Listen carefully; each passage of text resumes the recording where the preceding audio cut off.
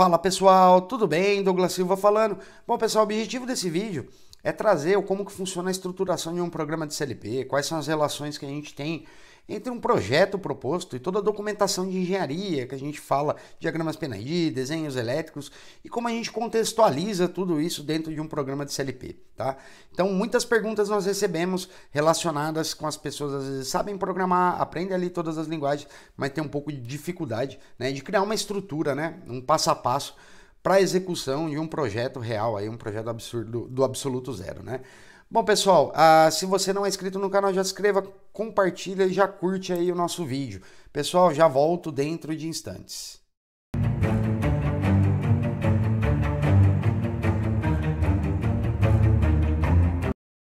Bom, muitos profissionais até sabem programar o CLP. A gente recebe muita dúvida de como você criar uma maneira, né, estruturada para que você consiga fazer isso, né?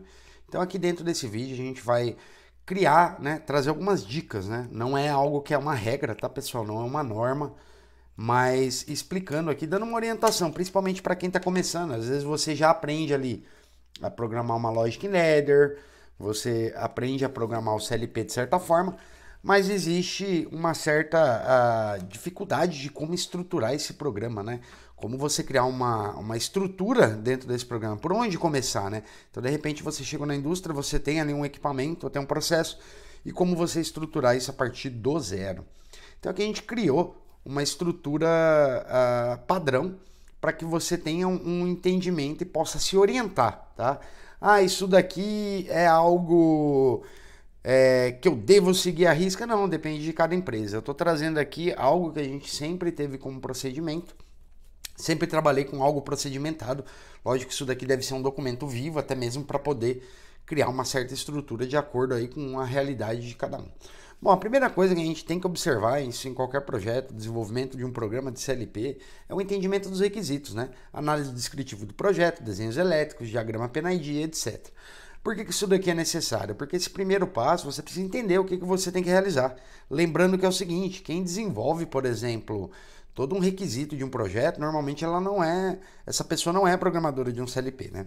Você pode, na verdade são várias disciplinas envolvidas, você tem desde o pessoal do processo, onde nasce uma ideia de uma fabricação de um determinado produto. A partir desse processo criado, você tem uma série de requisitos. O que esse processo de automação vai fazer? Sei lá, vai fabricar suco, vai fabricar um remédio, vai fazer um carro, independente, isso tem um descritivo. Seja num processo como um todo ou apenas um pedaço dentro desse processo. Então essa análise descritiva é extremamente importante, você analisar e entender tudo aquilo, né? E provavelmente você vai ter algo escrito, né? E não algo técnico, porque quem desenvolve, quem precisa da automação, normalmente ele não é a pessoa que domina a automação. A partir disso, eu estou pulando algumas etapas que tem toda uma análise de projetos, são desenvolvidos desenhos elétricos, né? São comprados todos os equipamentos. Porém, aqui a gente já está partindo na sua execução do CLP, onde você já tem toda uma instrumentação definida, um sensoriamento definido, você já tem todos esses documentos base do projeto, que são os desenhos elétricos, diagramas e tudo mais. Bom, o que eu gosto de fazer, né? Muita gente não utiliza, porém eu gosto de definir todas as tarefas que vão ser executadas dentro de um programa para poder otimizar o seu controlador, tá? Principalmente, pessoal, se você tem PID e você executa o PID em uma rotina livre, né, que a gente fala, provavelmente você pode ter algumas variações. O ideal do PID é que você execute dentro no intervalo de tempo. E vai depender muito também do processo em questão. Por exemplo, é totalmente diferente você fazer um controle de velocidade e fazer um controle de temperatura. São PIDs que eles podem rodar em tarefas, em tempos totalmente distintos. Por quê? Por causa da dinâmica do sistema. Por exemplo, uma velocidade, você vai rodar um PID muito mais rápido, ele exige um PID mais rápido. Por quê? Porque a dinâmica desse sistema é muito maior, né? A pressão também acontece da mesma forma, é muito mais rápido do que temperatura. A temperatura ele tem uma curva muito mais lenta, né? E uma das maiores grandezas hoje dentro da indústria é justamente temperatura. Então, cada tipo de sistema, você entendendo a dinâmica do sistema, normalmente a gente cria tarefas até distintas para PIDs distintos, para velocidades distintas. O ideal é que o PID ele tenha um ciclo de execução maior, você define algumas prioridades dentro dessas tarefas a serem executadas. Tá? Eu vou trazer depois um exemplo prático aqui, eu estou descrevendo, mas a gente vai falar um pouquinho, trazendo aqui um exemplo prático num programa, tá? Bibliotecas.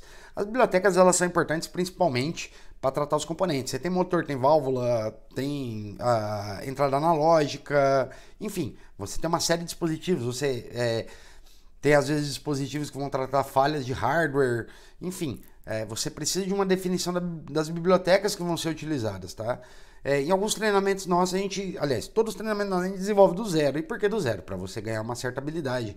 Mas normalmente a própria empresa ela tem ali uma estrutura de blocos, né? Pelo menos deveria, de bibliotecas que você usa, tá? A maioria das empresas que eu trabalhei, principalmente as grandes, você acaba seguindo um certo padrão, né? Empresas globais, por exemplo, pode ser que você tenha alguém que venha de um outro país para dar uma manutenção dentro desse sistema. Então é ideal que essas bibliotecas elas sejam standard, né? E você acaba utilizando, tá? Não é uma obrigação, depende da empresa. Tem empresa que de certa forma obriga, mas é muito interessante, tá? Eu trabalhei aqui de exemplo, eu trabalhei na Saint-Gobain e dentro dessa unidade a gente tinha algumas definições globais. Então qualquer planta que você vá, ela usa aquele mesmo tipo de biblioteca. Às vezes você encontrava bibliotecas em versões mais antigas, mas de certa forma ela segue um padrão. Então fica muito fácil. Então a pessoa que dá manutenção, um exemplo, eu cuidava de 2 plantas, tanto Mogi das Cruzes quanto Feira de Santana. Essas 2 plantas, elas tinham praticamente a mesma biblioteca, funcionava do mesmo jeito. Ficava muito fácil. Então eu chegava lá, por exemplo, eu tenho uma comunicação com o inversor em rede. Eu tenho aquela biblioteca, aquele bloco, né? Que a gente fala, a biblioteca são os blocos. E aí, de acordo com cada CLP, você tem uma característica. Se é Rockwell, você tem um add-on. Se é no caso da Siemens, você tem ali talvez um FB, um FC, vai depender de cada característica. Você tem, e aí no CodeSys você também tem ali os FBs, FCs, enfim. Cada estrutura vai depender, mas o ideal é que você tenha um conhecimento prévio. Fica muito fácil essa questão da manutenção ali do equipamento, né? Nomenclatura e hierarquia, esse é um outro ponto que é legal você levar em consideração. Você pega alguns programas de CLP, né? Tem aquela linguiçona lá dentro, o cara vai dando o nome do jeito que ele quer. Isso não é legal, né? A gente vai mostrar aqui o que faz muito sentido pra gente. Existe uma coisa dentro das indústrias que é a árvore de ativos. Então, essas árvores de ativos, elas têm uma ligação tanto com questões de manutenção, questão contábil do equipamento. Então, aquele equipamento normalmente ela recebe um ativo fixo. Que é um número aí que vai direto na questão contábil da empresa. Você tem uma estrutura de hierarquia da planta, a gente vai demonstrar isso aí. Normalmente essas estruturas elas são muito alinhadas com diagramas PNID, com própria estruturação da própria planta. Então isso aqui facilita no quê? Você vê um tag no campo, você consegue identificar esse tag dentro do software, né? Eu não acho interessante. Motor 1, motor 2 não faz muito sentido, faz muito mais sentido quando você tem um tag, né, referente, né, o tag seria o nome daquele dispositivo dentro do programa. Mais uma vez a gente vai trazer um exemplo, mas esse nome ele faça um sentido, né, dentro da estrutura da própria empresa, senão fica muito difícil da manutenção, né.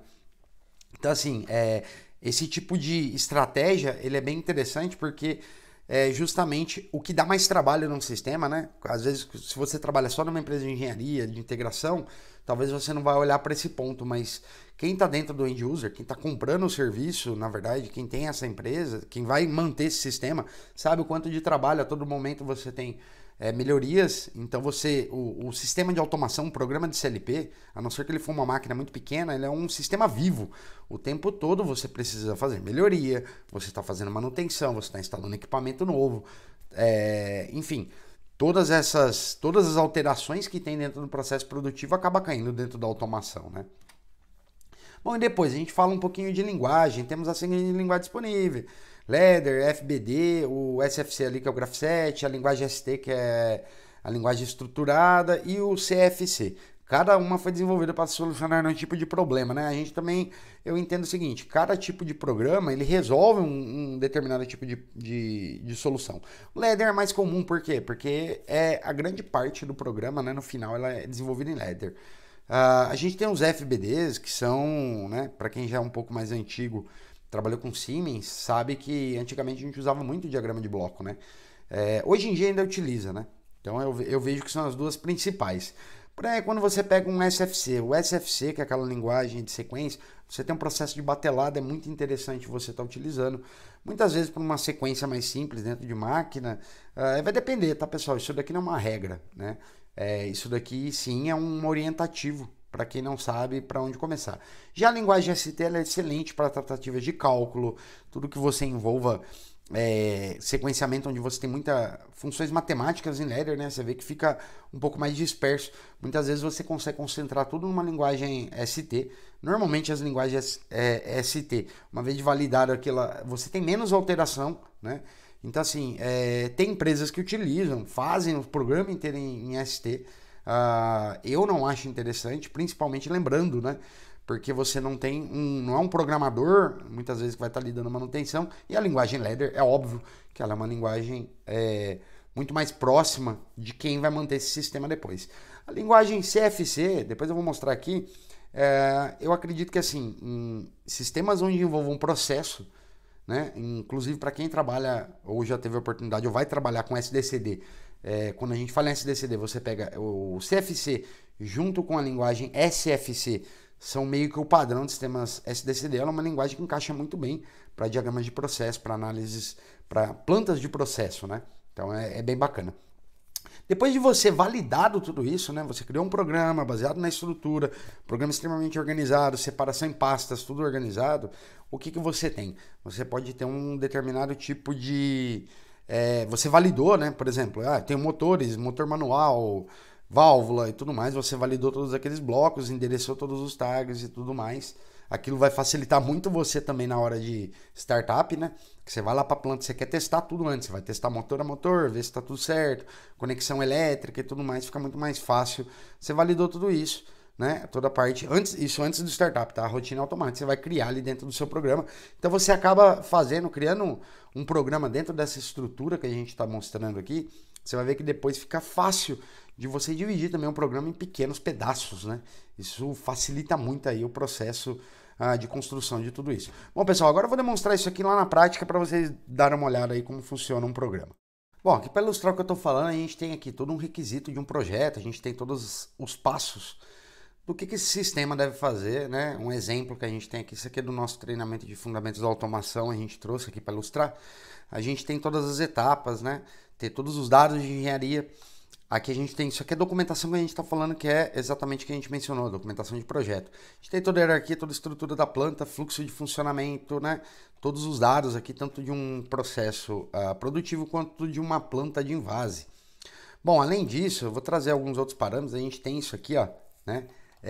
Essa parte aqui é extremamente importante, que é a hierarquia da planta, o que cada componente, aonde cada componente desse está pendurado.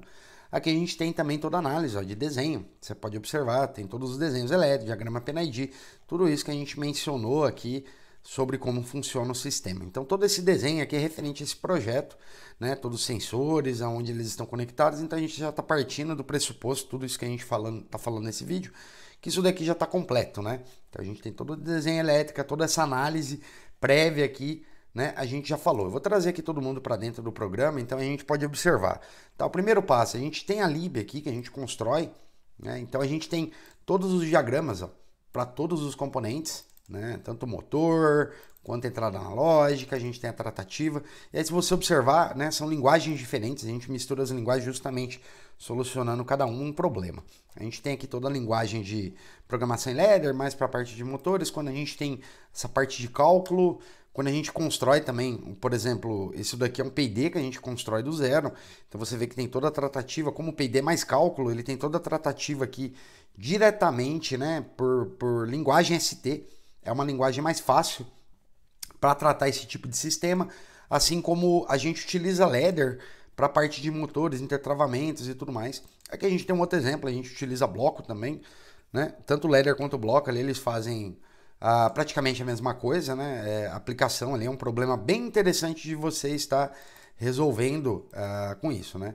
Aqui a gente tem também blocos, né? Então o ladder e o bloco ali definimos tanto a leitura de todo o sistema. Então aqui a gente definiu toda a biblioteca. Essa biblioteca pode ser feita do zero, né? Ou pode ser desenvolvida, ou pode ser aproveitada em outros projetos. Aqui a gente também define essas tarefas diferentes. A gente vê que a gente tem tarefas, por exemplo, vou trazer só esse exemplo aqui. A gente tem uma tarefa a cada 300 mili, né? De acordo com um projeto definido. 300 mili, bacana para a gente colocar os PIDs. Então, tudo que for controle, a parte de processo também, a gente entende também que a parte de máquina ela tem um contexto diferente de processo. Quando a gente examina programas de CLP na área de processos, ele tem um comportamento justamente por ser a gente precisa de uma repetibilidade um pouco maior, e dentro de processos, muitas vezes, principalmente essa parte que a gente envolve controle, envolve esse outro tipo de circunstância, a gente consegue definir ele um pouco mais lento. Por exemplo, você vai controlar uma válvula você tem uma válvula de controle. Você tem um processo, uma dinâmica do sistema completamente diferente de você controlar, por exemplo, um sincronismo de velocidade de esteira. Bom, aqui a gente tem, então, uma vez definido tanto tarefas, né? Você vê aqui, tem a main processo, que é a tarefa que vai ser responsável por toda a parte de processo. A gente tem toda a questão de bibliotecas já definida, que são as bibliotecas que são utilizadas, e a partir de agora a gente começa a trabalhar justamente essa questão de hierarquia da planta, né? Quando a gente fala hierarquia da planta, isso aqui são todos os nomes, os tags que já tem dentro do sistema na empresa.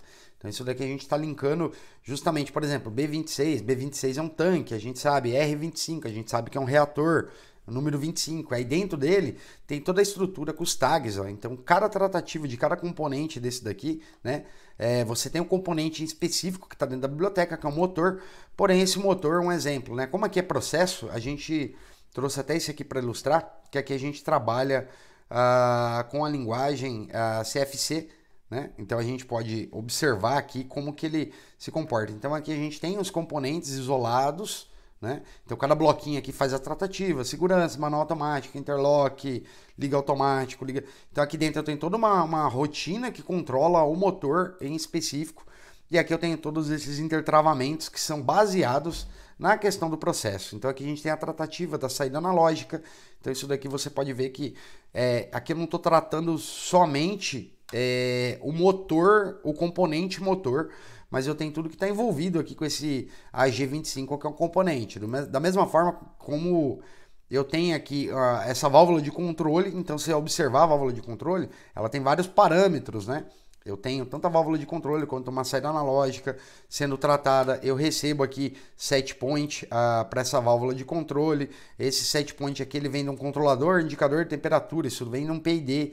Então, a partir disso, ele tem todo o controle aqui da válvula, onde eu tenho, por exemplo, aqui, ó, quando eu venho aqui na temperatura, eu tenho todo o controle de temperatura. Então, eu tenho tanto a entrada, a tratativa, né, a conversão da unidade de engenharia. Alguns CLPs já fazem isso aqui mais nativos, mas a gente tem toda a tratativa aqui, por exemplo, ó, do meu sinal, né, que entra esse instrumento, converte aqui, já sai aqui numa temperatura de 0 a 200 graus, aí vai para um PID, esse PID tem uma tratativa que a gente tem uma série de intertravamentos que fazem com que a lógica que funcione.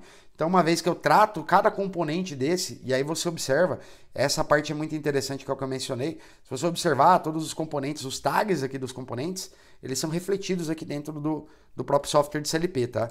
Então, você tem a identificação compatível com o campo, compatível com toda a estrutura hierárquica da planta, compatível com toda a documentação de manutenção. Então, quando quebrou uma válvula, você vai ter uma ordem ali para executar. Ela vai ser construída uma ordem em cima, por exemplo, no caso aqui vamos falar dessa válvula, HVK 2500.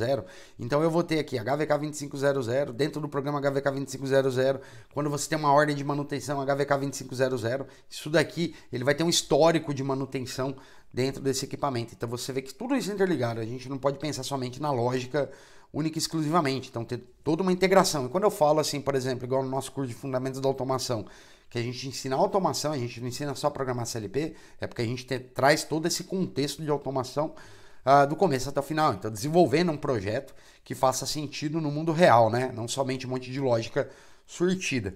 Bom, uma vez definido tudo isso, a gente pode observar aqui que a gente tem um conceito aqui que a gente está chamando de EPH, que é Equipment Phase.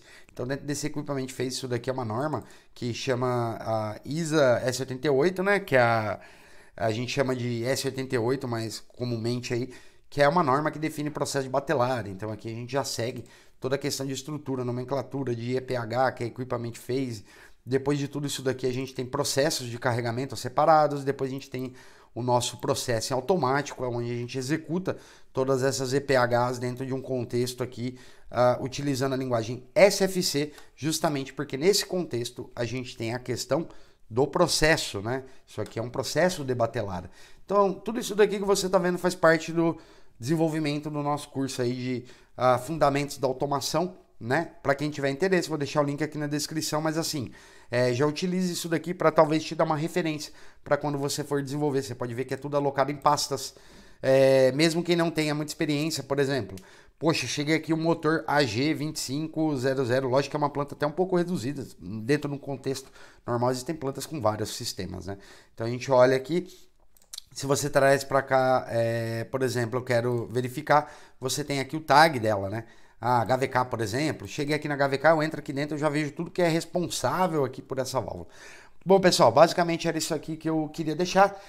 Por favor, curta um vídeo, se não é inscrito no canal, já se inscreva para você receber, compartilha com seu amigo que também quer receber esse tipo de conteúdo e tá aí buscando aprender sobre automação e indústria 4.0. Bom, pessoal, esse vídeo termina por aqui, fica aguardando vocês aí para um próximo vídeo.